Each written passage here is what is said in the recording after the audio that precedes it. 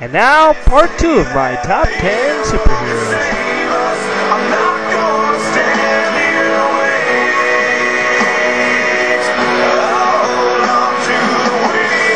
Number 6.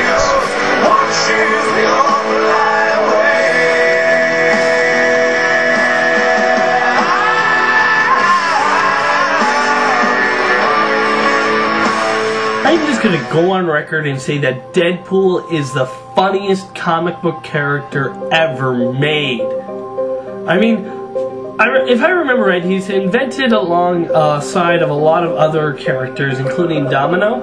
But after his creation, Deadpool had been pure comic gold. I mean, he's one of the only characters to ever break the fourth wall and actually talk to the reader.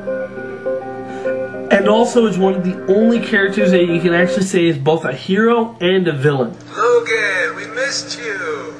That Weapon X just hasn't been the same without you. Nobody calls me Bub anymore. And Omega Red's a bedwetter. One day I will tear out your flipping tongue, son. He's very ashamed. I mean, sometimes he's working for the bad guys, sometimes he's working for the good guys. I think it all depends on how this mercenary feels when he wakes up in the morning. I only have two major problems with Deadpool. One, that now he's everywhere. He's in almost every comic, and sometimes for no reason. Just, oh, I really want to write Deadpool, I'm going to put him in my comic. And the other is his origin. There is no straight-up origin for Deadpool. I mean, I saw one where his father mistreated him and he was a drunk and he always mistreated him. And then I saw another where his father was, he was a good father to him, but he ran off from him from when he was a kid, and he doesn't know why. Then I saw one where he got cancer, then he went and volunteered at Weapon X. And then I saw another one where Weapon X acquired him after he almost killed himself, and Weapon X acquired him, and then he got cancer, and then Weapon X experimented on him. I mean, what happened? But maybe that's how it will always be for Deadpool. You never understand what just happened, but you're laughing too hard to care. And that is what I always loved about Deadpool, the merc with the mouth.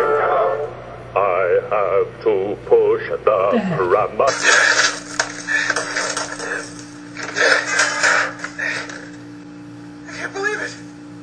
I'm alive! I'm alive!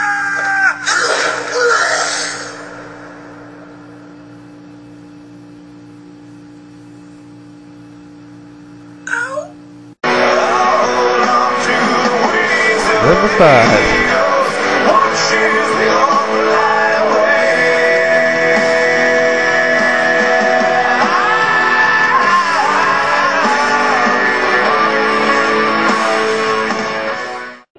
Yes, the reason that we even have comic books today. Superman flies all the way to the 5th spot on my list. Now, I think that Superman is A, one of the hardest characters to write in comic books, and B, one of the hardest characters to understand. I mean, whenever people talk about Superman, they always think these things. Oh, he's too powerful, he's too perfect, he always has to save someone's Lois Lane. His villain always does the same thing but fails, and he always uses kryptonite. Now this would be true if we're talking about Smallville. Superman, however, is the total embodiment of everything that a hero should be. Strong, fast, noble, kind, fair, responsible. All this and more is why he is, and I will admit this, the most important character in comic book history. I think that even if Marvel had a Superman-like character, it would be good. Oh, wait, never mind. Forget I said anything. Is he powerful? Yes, but you don't hurt him by hurting him. You hurt him by hurting the people around him. Superman is the hero that every other hero is trying to be, but none of them can touch. And so the Man of Steel is always making sure that the world is a better place by showing truth, justice, and the right of every man, woman, and child.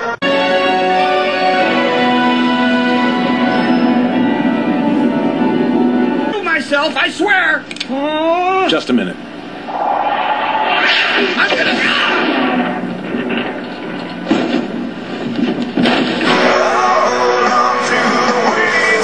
Number 4.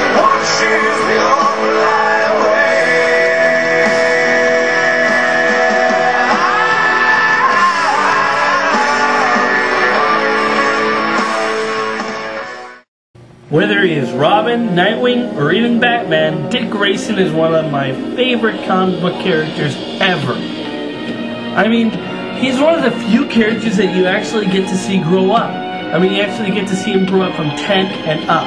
Can you imagine trying to figure out when you're 10 years old how to outsmart or take down a ruthless killer or psychopath? I mean, when I was 10 years old, I was figuring out how to turn on my Super Nintendo.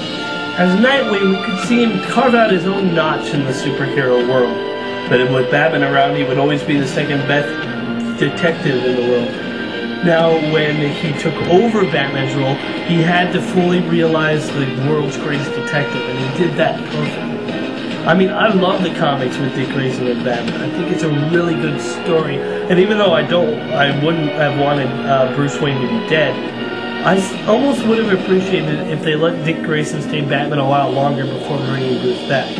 As Batman, Dick Grayson got to make the role his very own without doing exactly what Bruce did. And you got to see him create his own style of Batman that still said, "I'm Batman." I mean, it was his own way and his own methods of doing it that still paid tribute to his fallen mentor. I loved him as Robin, I loved him as Nightwing, and now I'm loving him as Batman. When Bruce comes back, I don't think that it will be possible for Dick Grayson to be Nightwing again. I mean, that would be a step down for him after being Batman. They have to do one of two things. Either A, create a whole new persona for him that looks good and cool and that fans will come to love, or maybe even two Batman?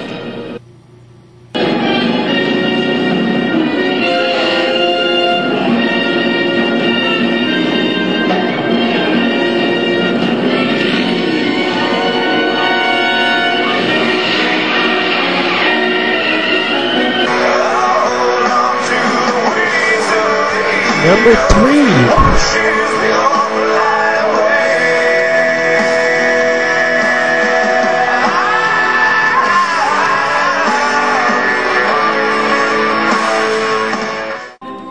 Thank you, Jeff Johns, for showing me Green Lantern. If it wasn't for you, I would never even have cared much about this guy. Now you might ask, which Green Lantern? John Stewart? Nope. Guy Gardner? He's cool, but no. Alan Scott? Too old. Kyle Rayner? Close, but no cigar. Nope, for me it would always be the one, the only Hal Jordan. And it's all thanks to Jeff Johns. I mean, back in the day, I knew next to nothing about the Green Lantern. But one Sinestro Corps read later, and I was hooked. And I bought everything I could on this guy, because he was such an interesting character. I mean, I wanted to know everything about this guy. I mean, he was strong, conflicted, fearless, and also he was a family man. You know, he was the middle child with 2 brothers. I mean, how many other superheroes on this list have brothers? Well, one, Cyclops. I mean, he's also charming, which makes it for a very interesting relationship with Carol Ferris, his boss. I mean, I love that she is his boss and has a huge rule about not dating employees, but he's so charming he makes her break that rule. Oh yeah. He has a great villain, a great attitude, a great intelligence, and a great imagination. But most of all, Hal Jordan is completely without fear. Thought it'd be funny for him and Daredevil to go on Fear Factor, you know, see which one wins out first. It seems no matter what the threat or enemy is, Hal Jordan will be one of those guys that will always find a way to beat you. So, in brightest day and blackest night, Green Lantern gets number 3 tonight. Or day. It was the only thing that rhymed.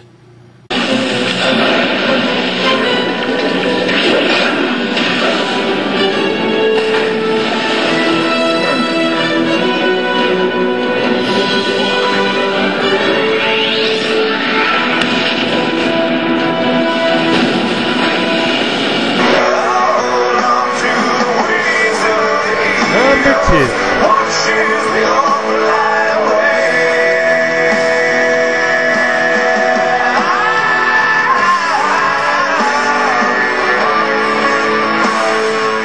Definitely, without any doubt in my mind, Peter Parker, the amazing, spectacular, and friendly neighborhood Spider-Man will always be number 2 in my favorite superhero list. Hey, in a world with thousands of superheroes, that ain't too shabby.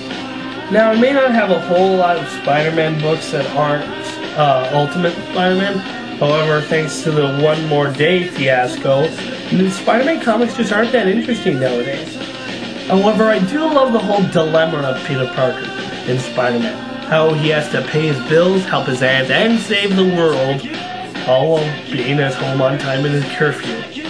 The thing that I love about Spider-Man is he isn't the most popular superhero in his world.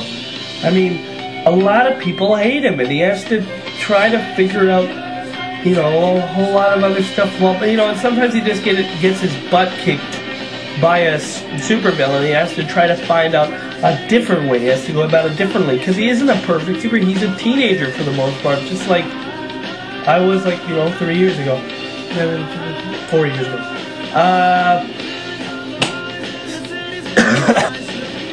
Spidey also has one of the most coolest looking costumes in superhero history.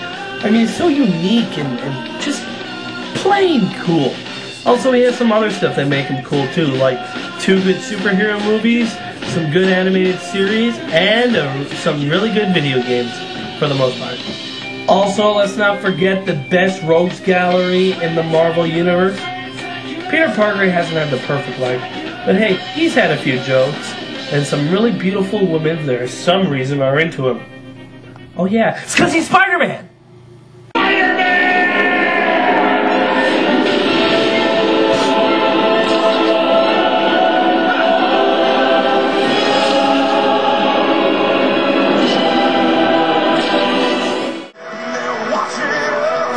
See my favorite superhero of all time, go to part 3.